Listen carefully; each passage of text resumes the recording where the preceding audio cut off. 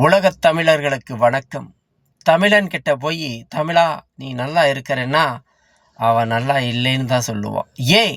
இலங்கையிலே சிங்களன் பிரச்சனை, தமிழகத்தில் திராவிடர்கள் ஆரியர் பிரச்சனை. தமிழகத்தில் திராவிடர்கள் ஆரியனும் திராவிடர்கள் தமிழர்களை எதிர்க்காமல் பின்புறமாக வேலை செய்கிறார்கள். அதாவது புறமுது குத்தி வேலை செய்கிறார்கள். இங்கு இதுதான். ஏற்கனவே திராவிடர்கள் 50 வருடங்களாக தமிழர் நிலத்தில் அண்டி பிழைக்க வந்தவர்கள் ஆட்சி செய்து கொண்டிருக்கிறார்கள். தமிழர்கள் 100க்கும் 200க்கும் ஓட்டை வித்துட்டு அவங்ககிட்ட ஆட்சி கொடுத்துட்றான். தப்பு ஆட்சி செய்கிறாங்க.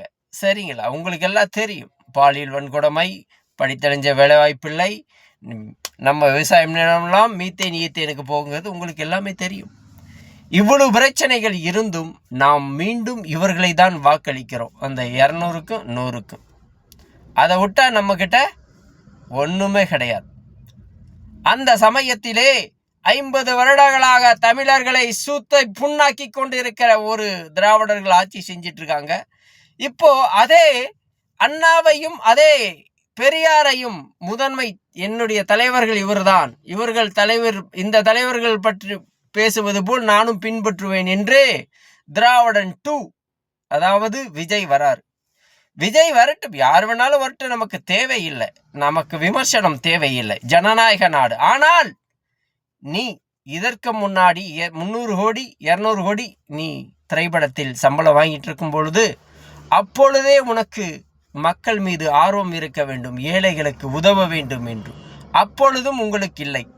இப்பொழுது நீங்கள் வந்து நாங்கள் ஆட்சி, நீங்கள் கட்சி பேர் சொன்னீங்க, மாநாடு போட்டீங்க, நீங்கள் ரோடு ஷோ பண்ணீங்க. அரசியல் என்பது என்ன? மக்களுக்கு வேலைக்காரன். விஜயும் ஒரு வேலைக்காரன் தான், மக்களுக்கு வேலைக்காரன். நீ என்ன பண்ண? நீ ரோடு ஷோ பண்றதுக்கு நீ யார்? நீ மக்களுக்கு எவ்வளவு பிரச்சனை இருக்கு தமிழ்நாட்டில், மக்களுக்கு என்ன பிரச்சனை கீழே இறங்கி கேளையா? நீ என்ன கடவுளா? என்ன எத்தனை போராட்டம் நீ இன்ன வரைக்கும் மக்கள் பிரச்சனையில் எவ்வளவு போராட்டம் எடுத்திருக்கிற? ஒரு போராட்டம் கூட இல்லை. திடீர்னு நேற்று கட்சி ஆரம்பிச்சு இன்னைக்கு மாநாடு போட்டு நாளைக்கு சிஎம் சீட்டில் உட்கார வேணுமாமா. அது வப்பாட்டியா? கூத்தியாவா திரிஷா அவங்கள துணை முதலமைச்சர் பதவி கொடுக்கிறாராமா. ஏனென்றால் தெரியும் அவருடைய வாழ்க்கை, விஜய் வாழ்க்கை எடுத்துக்கிட்டீங்கன்னா அவர் மனைவி அவர்கிட்ட இல்லை, கருத்து வேறுபாடு. அதே மாதிரி அவன் மகனும் அவர்கிட்ட இல்லை. அதே மாதிரி அப்பா அம்மா பேச்சு கேட்கறதில்ல. நீங்க என்னடா சொல்றது, நான் என்னடா கேட்கறது உதறி தள்ளி விட்டாரு. மனைவி பொண்டாட்டி எல்லாமே புசி ஆனந்தன் தான். அந்த புசி ஆனந்தன் என்பவன் பலமுறை எம்எல்ஏ நின்று அந்த தொகுதியில எதுவுமே செய்யல. அது மட்டும் இல்லாம அவன் ஒரு சாராய ஆளை வச்சிருக்கிறான். நம்பர் 1 கேடிங்க. இந்த கேடிங்களை நம்பி தமிழ்நாட்டை நாங்கள் தமிழர்கள், தமிழ் தேசியவாதிகள், நாங்கள் உங்களை ஆட்சியை நான் கொடுக்கறதா? நீ பூனை பதுங்கும் போதே நான் பார்த்தேன், என்னடா பூனை பதுங்கிட்டே இருக்குன்னு பார்த்தேன். திடீர்னு பார்த்தா திரிஷாவுக்கு வந்து துணை முதல்வராமா. வப்பாட்டிக்கு தானே துணை முதல்வர் கொடுப்ப. இந்த விஜய் கேரக்டர் என்னன்னு எங்கிட்ட கேளுங்க, யாருக்கிட்டையும் தெரியாது. கஞ்ச பையன், அதிகமா பேச மாட்டான், உள்குத்தல் வேலை அதிகமா பண்ணுவான், புறமுதுகு குத்துறவன். இவனை போய் நம்ம எதிர்த்து பேசினா கூட வாயை திறக்க மாட்டான், அந்த மாதிரி கேரக்டர். ஆனா பின்பலமா குத்திடுவான், அந்த மாதிரி கேரக்டர். எங்கள் நாடு தமிழ்நாடு, எங்கள் நாட்டை ஏற்கனவே 50 வருடங்களாக சூத்தை புண்ணாக்கிட்டான் ஒரு திராவிடன். நீயும் வந்து சூத்தை புண்ணாக்குறியா? Go back Vijay. நீ வேண்டாம், எங்க தமிழ் தேசியம், எங்கள் தமிழ்நாட்டில் நீ உன்னுடைய ஆட்சி வேண்டாம். நீ செய்யறதே உன்னால குடும்பமே நடத்த முடியல. நீ என்னையா நீ வந்து தமிழ்நாட்டு மக்களை பண்ண போற? ஏய்யா, இதெல்லாம் காமெடியா இல்லை?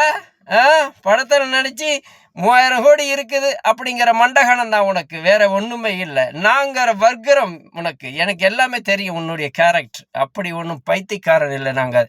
நாங்கள் தமிழ் தேசியவாதிகள், நாங்கள் பிரபாகரன் பிள்ளைகள், நாங்கள் சிங்களன் பிள்ளைகள் அல்ல, திராவிடன் பிள்ளைகள் அல்ல, ஆரியன் பிள்ளைகள் அல்ல. நாங்கள் பிரபாகரன் பிள்ளைகள், மான தமிழர்கள்,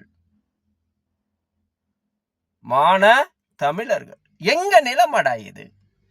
இது திறந்த வீட்டுல நாய் பூந்துற மாதிரி எல்லாம் பூந்து இங்க ஆட்சி செய்யறதுக்கு என்ன இது? என்ன இது? எங்க நிலமடா? எங்களுக்கு பேச உரிமை இருக்கு. எங்கள் பிள்ளைகளுடைய எதிர்காலத்தை பற்றி நாங்கள் தீர்மானிக்க தமிழர்கள் எங்களுக்கு உரிமை இருக்கு.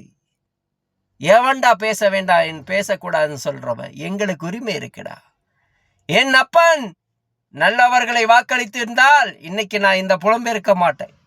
அதேதான் நான் நல்லவர்களை வாக்களிக்க வேண்டும் என்று கூறுகிறேன். ஏனென்றால் என் மகன் புலம்பக்கூடாது. அதற்காகத்தான் வெள்ளட்டும் தமிழ் தேசியம். ஆரியனும் திராவிடனும் சிங்களனும் நமக்கு பகைவர்கள்.